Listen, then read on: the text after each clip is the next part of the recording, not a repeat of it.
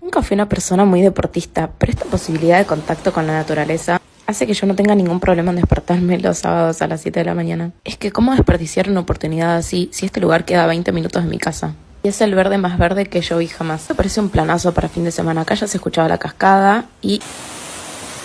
bueno, mejor me callo.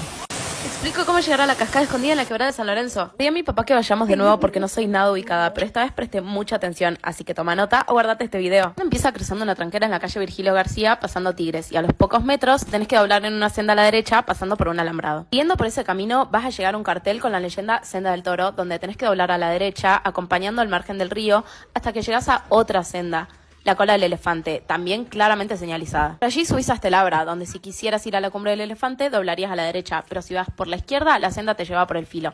Estate atento, porque habiendo recorrido aproximadamente 1 kilómetro, tenés que tomar el sendero a la derecha que baja directo a las Calas y al Manzano. Una vez que hayas llegado a ese